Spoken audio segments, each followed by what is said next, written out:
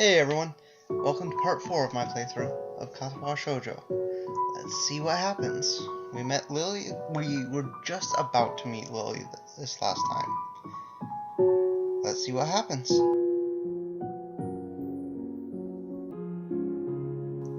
This is not as I was expecting.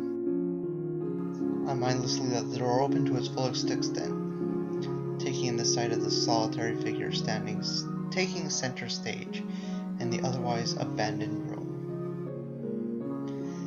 The situation steals my voice, leaving me standing at the doorway, staring at the beautiful girl. Evidently having taken her time to assess the situation, the girl gently puts down her teacup and opens her eyes, but doesn't look at me. Hello there. May I help you? Staring directly in front of herself, the movements of her lips seem to break the silence, rather than the words themselves. However, it's the soft, measured voice that reminds me that she's a being separate from the room itself.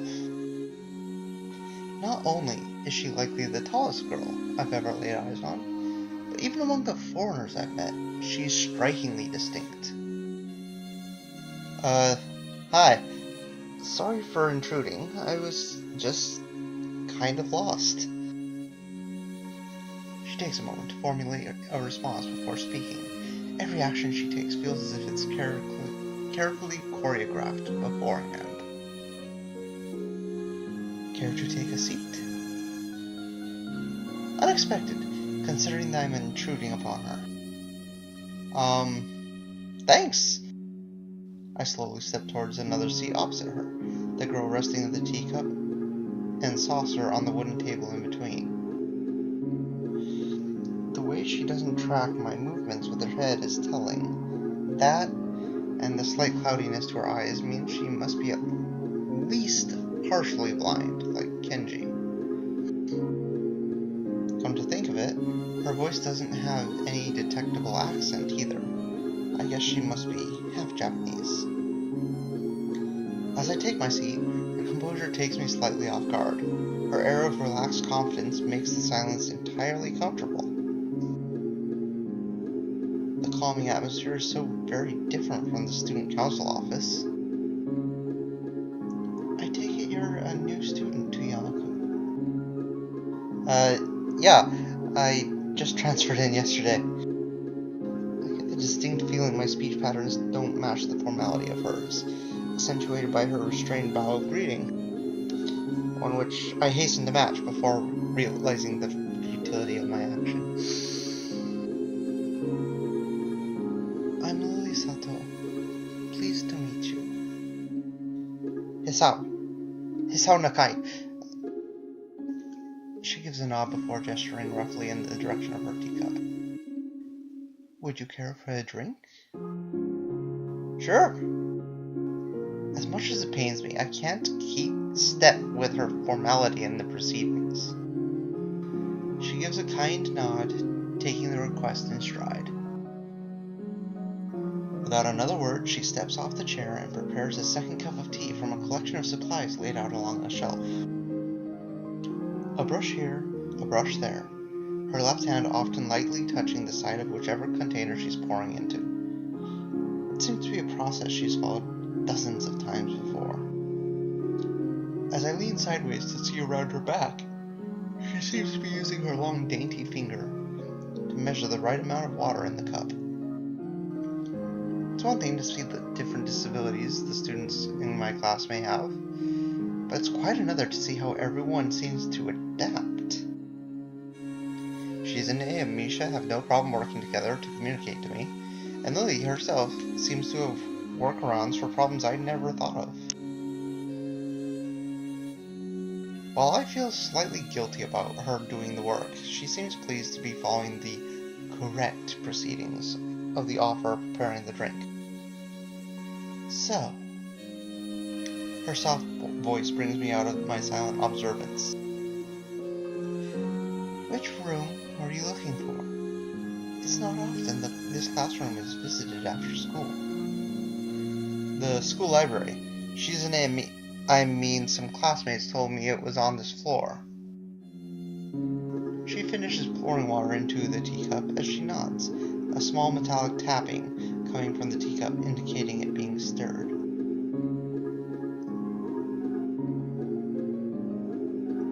I'm aware of Miss Hakamichi, as are most students. To be with them means you're in class 3-3, no? That's right, in the science room with Muto. She gives a small giggle before setting down the teaspoon and slowly walking towards the table, teacup and saucer in hand. He's quite a character. I imagine you'll come to like him. Most do. As she sets down the tea, I gently take it and have a sip. I'm really more of a coffee person, but this seems like a rather bad moment to bring it up. Nonetheless, the smell is quite nice. I hardly think it'd be hard to choke down. Thanks, Sato. It tastes really nice. She smiles and quickly waves her hand in front of her face. Lily, please. There's no need to be too formal. She says in spite of her exceedingly well-bred speech. Oh well. I guess I should try and ask her about herself, as it really does seem as if she's catering to me. So, which class are you from? I imagine it's one of the third-year classes. Correct. I'm in class 3-2, which is on the third floor, same as yours. It's taught by Miyagi, and is specifically for both blind and partially blind students. I see.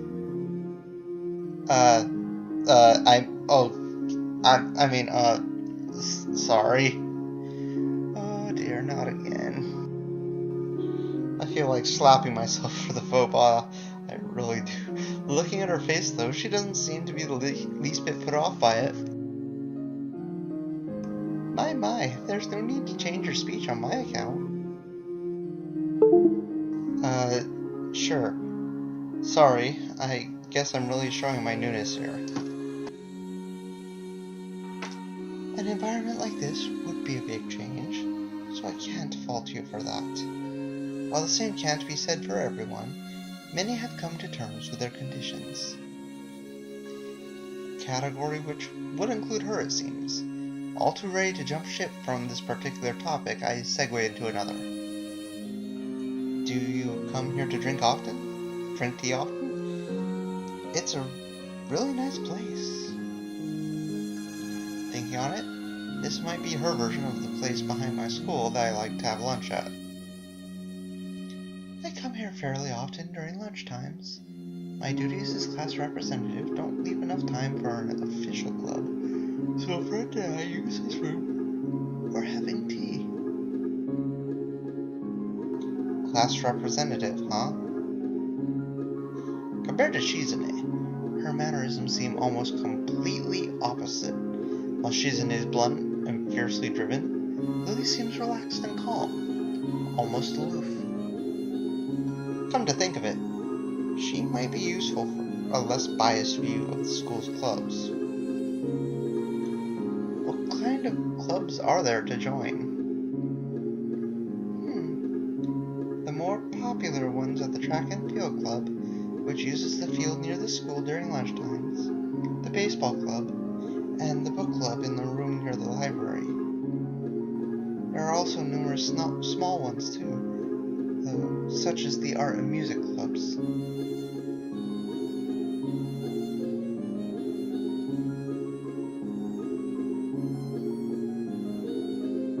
At a time when I'm wanting to get on my feet, rushing into a club right away seems slightly unappealing.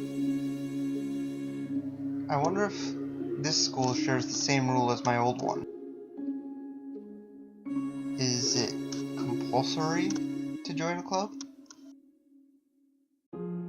It isn't, though it is encouraged. Ah, good. That's a relief. I've really let my guard down around this girl to let such a thing slip out.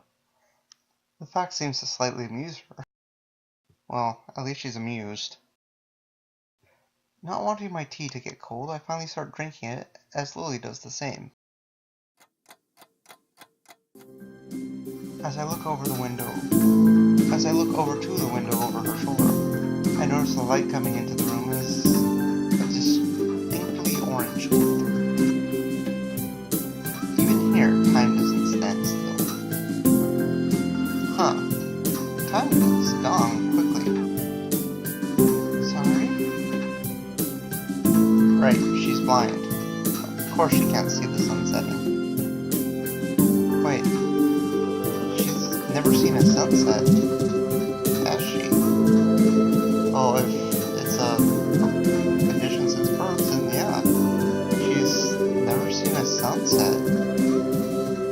Nor a sunrise. I do not envy her. Yeah, anyways, let's get back to this. It looks like the sun's starting to set.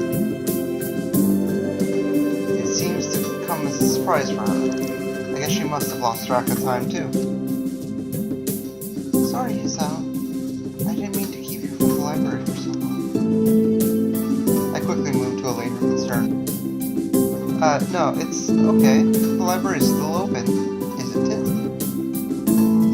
She pauses and takes a moment to think on it. It's probably something I should have asked Shizune when I had the chance, but Lily seems likely to know in any case. True. It's open until 6:30 during weekdays. A quick glance at my watch confirms I have well enough time to get there. I might get going in that case. It's been nice talking with you, Lily. She smiles and gives a deep nod, her hands still neatly folded on the table in front of her. It was my pleasure. Oh, come to think of it. Shall I show you where the library is? I couldn't possibly ask for more help.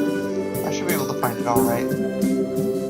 Well, unless my navigation skills fail me. Again. Which they seem to have a habit of doing. It's alright. I was going to be talking to the librarian there in any case. I could introduce you. This gets better and better. It's pretty hard to deny her offer. If you're sure, then that'd be great. Thanks.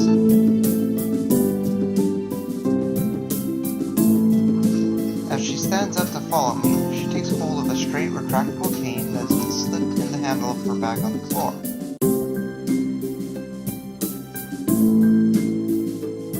Compared to the cane the boy in my class had, Lily's looks much thinner and longer. His must be for sport, whereas Lily's is for navigation. Together, we leave the peaceful room and enter the empty hallway on the way to the library. Side by side, my pace carefully slowed to match hers. We slowly walk through the hallway. It doesn't take long for us to arrive at the door with a warm-looking room, apparently situated in the center of the floor, rather than either wing. She gives an appreciative smile at the gesture, taking the lead as we file in. There you go, Hisao. That's how you do it.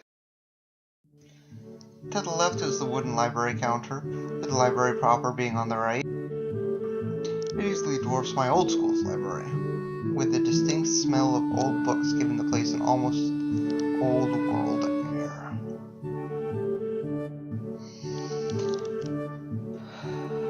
There doesn't seem to be a lot of students here. Considering the time, it isn't a big surprise. Everyone's probably either in the school grounds or the dorm. Yuko, are you here? She says it to thin air since the librarian doesn't seem to be present. Of course, Lily can't see this. What's unexpected is that it draws a reaction. Something from under the counter thuds against it, followed by a quiet wail.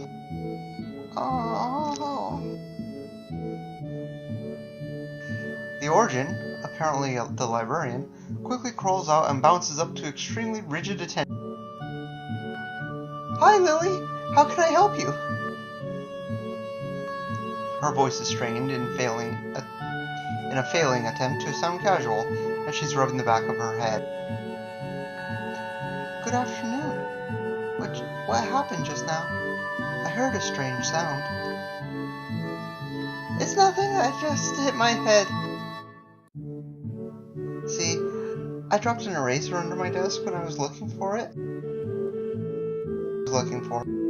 Till drop, and when I was looking for both of them, you came and surprised me. Are you alright? I'm sorry, I couldn't know. It's okay. Sorry for making you worry. There's nothing. This is nothing. I've had worse happen to me. She's quick to reverse Lily's apologies, almost frantically trying to push aside the possibility that she could be in any way inconvenienced by bashing her head on the counter. Yes, worse things have happened.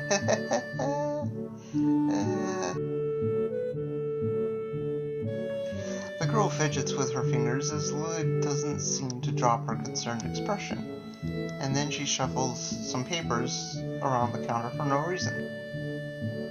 A little shorter than Lily, replete with glasses, freckles, and a very troubled look, she seems to fit a library perfectly. Ah, Lily! Did you get my message? Message? Oh, the 2 imported books that arrived? Right! They finally came! I can't believe it took so long, but...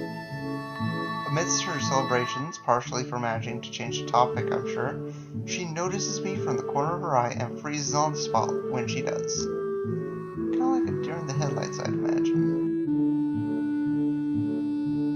Oh no! I'm sorry for not noticing you before.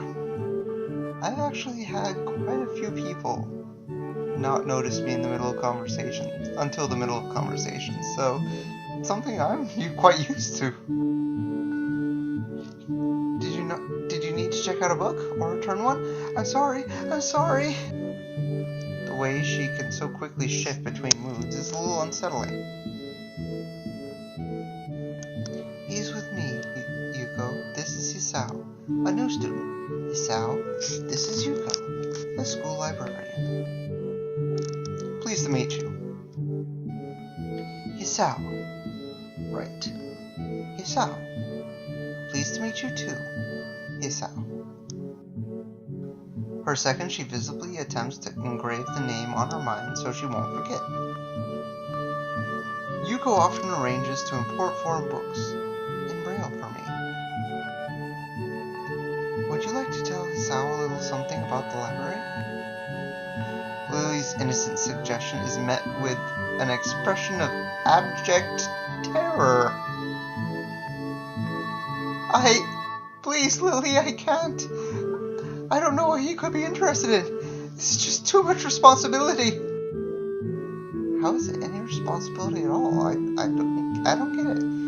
But her objection is so sincere, I don't doubt for a second that she would rather disembowel herself on the spot and tell me where the light novels are. Well, at least she's dedicated. But...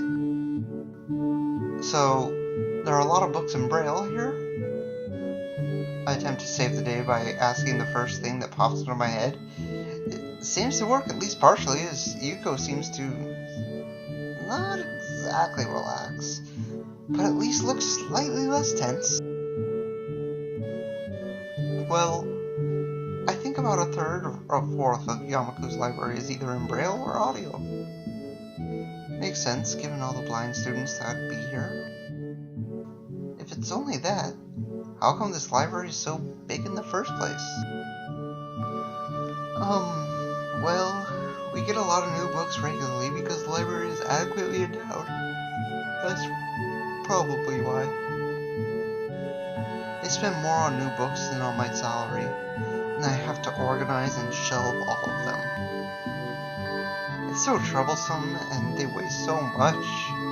I wish I could quit this job. Wow. That just... okay. A very awkward... Yeah, you could say that again. A very awkward silence follows this revelation of too much information. I'll go check the aisles then, if you don't mind.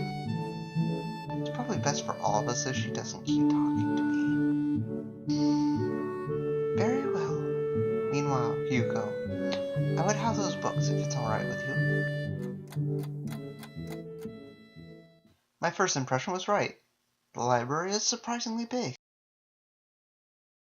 Ambling down the narrow aisles, I study the spines of the books in random order, occasionally sliding one out to read the blurb, taking it with me if it looks good. In a few moments, I have a respectable stack of books in my arms. I guess I'll never be stuck for choice here. The normality of the library sinks in.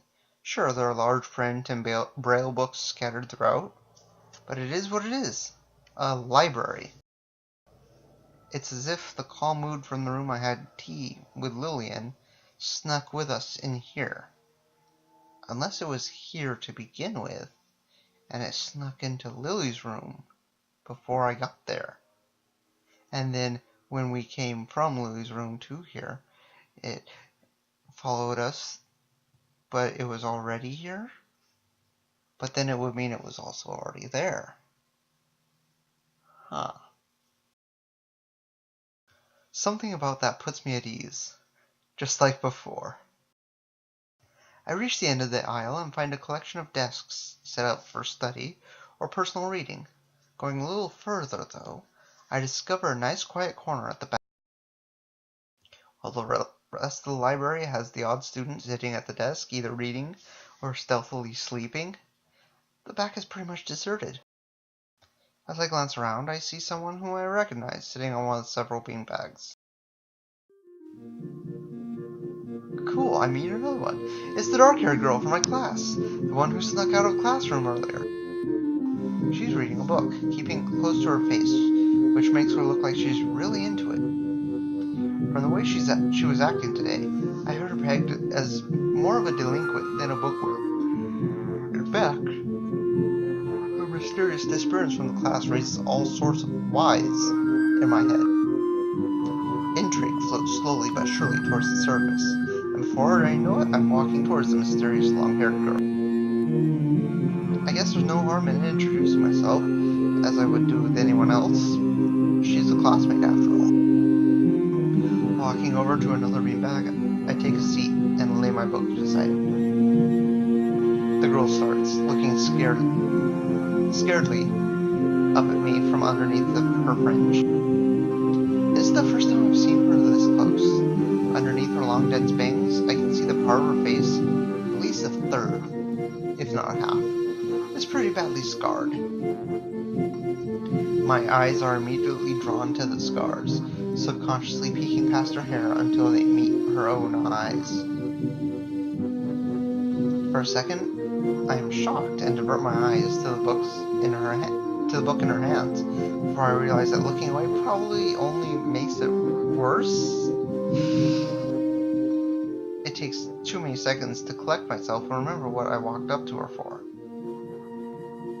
Hi, I'm new here. Hisao Nakai, we're in the same class, or... I'm sorry, I didn't mean to startle you. Well...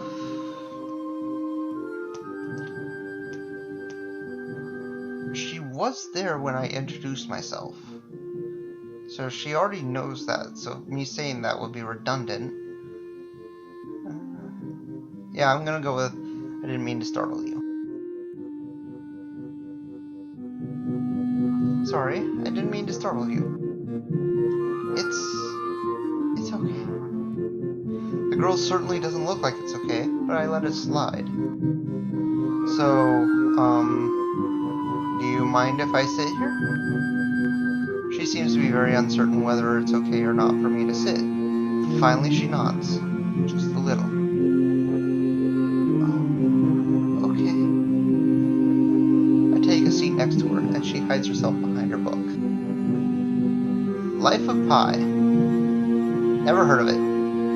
Actually, that's not quite true. I just got it last Christmas as a Christmas present.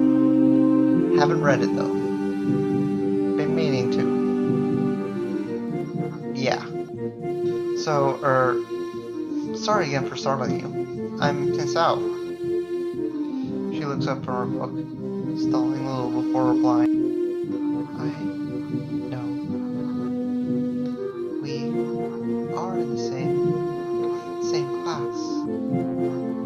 is stilted and so quiet that it's barely audible, even in this still library. Somehow I think my delinquent impression of her was wrong. Hanako. I'm Hanako. I resist the urge to say, that's a nice name. Just to have something to say, but really it's the only thing I can think of. I feel like an idiot. Everyone here must be used to being different to each other, and here I am being all bothered and fussed about that kind of thing. Don't let me interrupt your reading. I'll just check these books if you don't mind. She nods a little and sighs a little sigh of relief. So I try and read the covers and the introductions of the books I picked up as she buries her face in her book. Uncomfortable silence consumes us. My eyes still wander to her direction as I sneak peeks at her flowing hair and the scars it's hiding. After a while, I realize that she's doing the same and only pretending to be immersed in Life of Pi. Her gaze is not inquisitive at all, though. It darts around like a scared rabbit. When our gazes finally meet, the chain reaction is unstoppable. Oh dear. Oh, she stands up forcefully from the beanbag and takes a deep breath. I?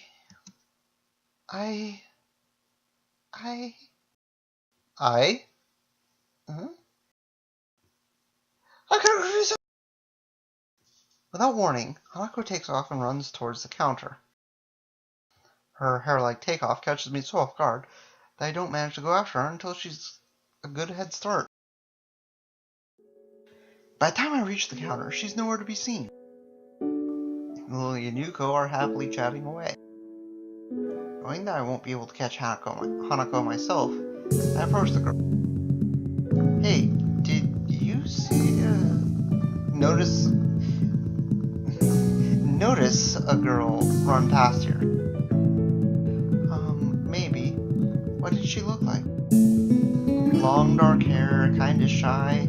She had, well, some scars on her face. You wouldn't be talking about Hanako, would you? Yeah, that's her. I saw her reading and tried to talk to her, but I think I scared her off or something. Oh dear. Yuko, would you excuse me? I'd better try and find her.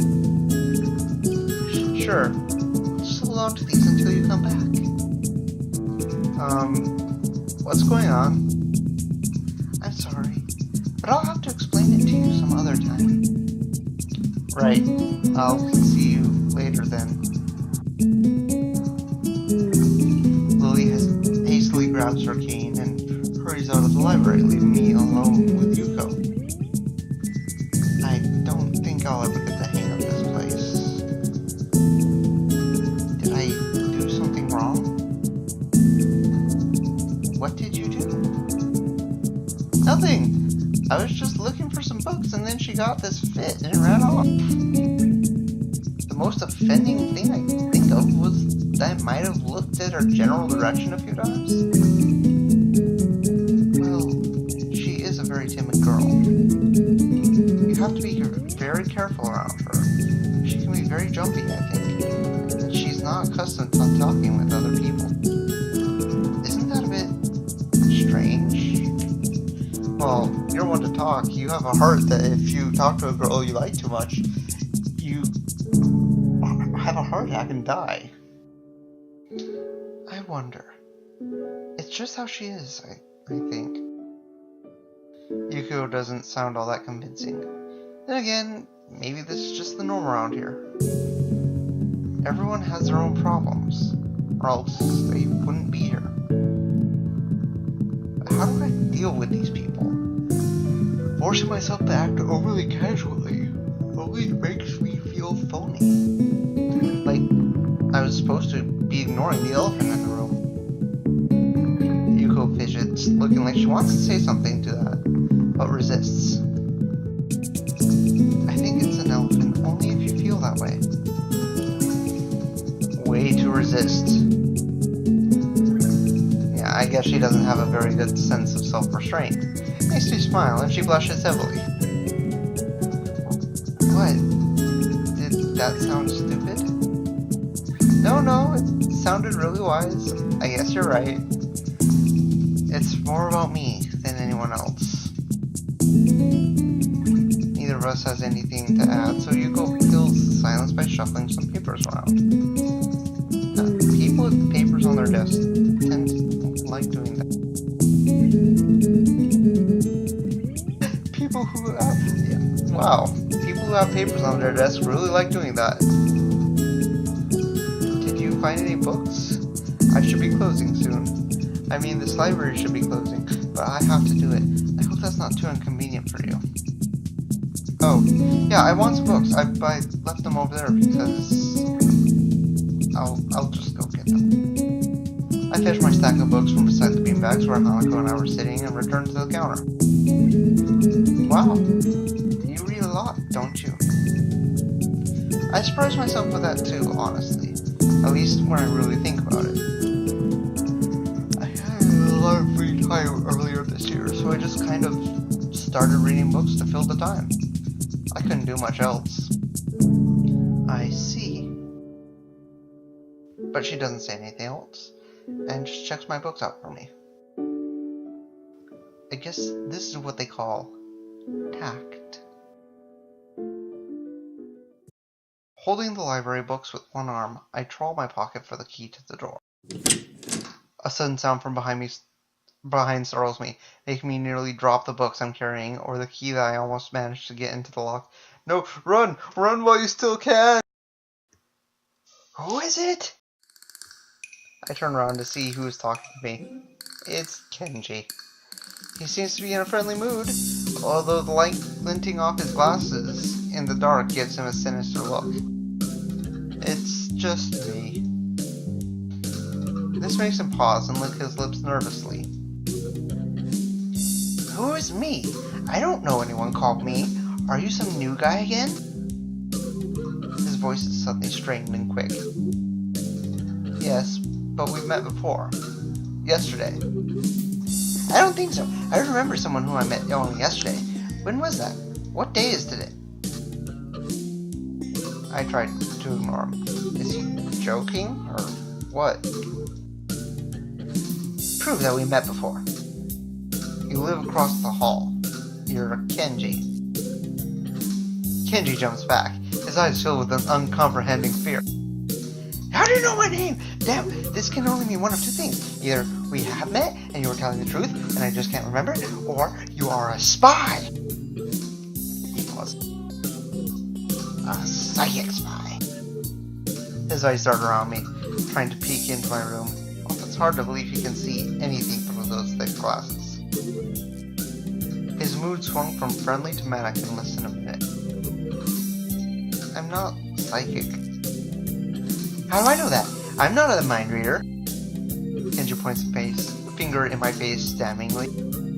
Unlike you! Stop that, man. We met yesterday. What's wrong with you? I live in this room. Lies! If you think you can pass this out because I'm legally blind, you are sorely mistaken. You don't even look like him, man. I mean, the resemblance is real slim. Maybe at a distance, but who do you think you're kidding? I want to grab him by the shoulders and shake him. Exasperated, I rub my eyes, let out a heavy sigh. Stay there. Kenji comes closer, one careful step at a time. I stay still, lest he assault me, physically, although I doubt he could do much damage even if he did. Oh wait, I see it now. Damn, it really is you. Sighing again, and then once again for good measure, I step backwards, just in case. What's up, man? You don't look too good, I think. Something wrong? I don't know, it just had something stupid happen to me. A few stupid things, actually, but even if you discount this one. I can't get a proper touch on other people here. I've had no idea if it's because of me or because of them. I don't know why I'm telling this to Kenji. It's not like we've had any contact either. That's rough, dude. Yeah, I'm sorry about calling you a psychic spy and all, but you can never be too careful. It's the hard reality we live in. I'm slowly starting to think that Kenji isn't necessarily living in the same reality as the rest of us. You see? This is how it is, this world. There's no justice, you see. Even when I lose, I win, because I don't lose the lesson. What does that even mean? It doesn't matter. He dismisses it flatly with a wave of his hand. So what happened? Why the long face? Do you have a long face? It's nothing. I just scared some girl off accidentally. Literally, too. She ran away from me. Like, actually ran away from me. It was my fault, really. I think. I'm not really used to all this yet. A girl?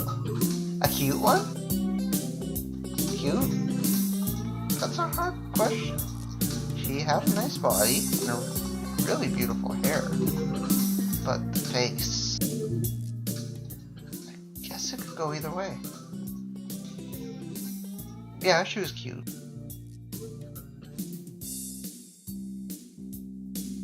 Yeah, cute, I guess. I knew it! There are a lot of cute girls here. A strangely disproportionate amount. I believe this is one of the dark secrets of this school.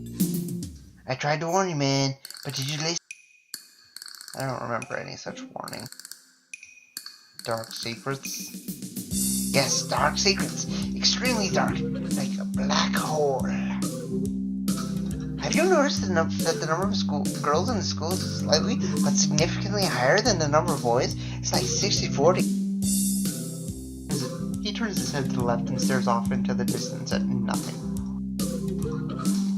Why is it like this? I mean, to the untrained eye, it doesn't appear to be that bad. But that's a full 20%. One would think that a school with such a huge pool of women would be a man's dream, but no. What I'm about to tell you could blow your mind. Are you ready? I don't know where this is going, but I think I won't be missing much by cutting it. No, I'm not ready. I only get as far as turning the doorknob before Kenji starts talking again, showing that he doesn't really care if my mind is blown or not. I believe that this school is a battleground, a site of a feminist infiltration. This disparity in the number of men to women is a clear sign of how far they have come. In case this Cold War turns hot, they will have superiority in numbers. Just another skirmish in the eternal war against the forces of the feminists. They're everywhere. In Japan, we now outnumber men. It's not a 60-40 split, but it's only a matter of time, man. Even in America, we are the majority by a hair. They're building up their numbers. In the past, the buildup of a military has always been the clearest sign of imminent war. Japan is just the first step. Our economy is badass, and the country itself is small and isolated, yet a huge part of the Pacific in terms of political value. The perfect target. They are so cunning, as expected of women. Soon, the day will come. Kenji's voice trails off ominously. That's why you can't trust them. They'll string you along and then kill you, just as they killed me. You'll end up just like me. Oh, hell no. I can't stop myself from blurting it out. Hey, what the hell does that mean? You said it, not me. It's the best I can think of. So, you're not supposed to say something like that. Damn, so rude. Where was I? Oh yeah, vast feminist conspiracy. Stop it, stop. Stop. Stop. I lost you way back there somewhere around feminist infiltration. Too hard to follow? That's cool. I have some graphs and stuff in my room. And puppets. You like puppets?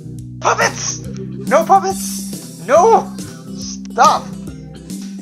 You don't like puppets? Okay, graphs are still cool though, right? He speaks energetically, responding almost before I'm done talking, moving his hands in an animated way as he continues to rant on. I actually know someone that's almost identical to Kenji. This is too strange. I had him pegged as relatively normal, but it's clear that I was wrong. Something on your mind, dude? Just thinking about is what it's like to be the last sane man in an insane world. Kenji frowns, looking deeply upset. You mean that's you? It can't be, because I'm the last sane man in an insane world. That's my dream. You can't just steal a man's dream. What the hell? There can't be two last sane men.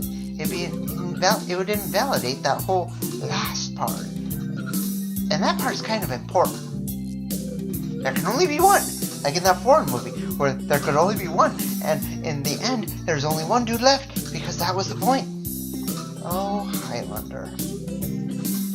I've never seen anyone talk so heatedly and so defensively about absolutely nothing before. Anyway, if you wait here, I can get my graphs. I also have a list of the other dark, complex conspiracies that this school holds, as tangled as... Quick, finish my analogy for me. Be a pal. I'm gonna go to bed now. It's extremely late.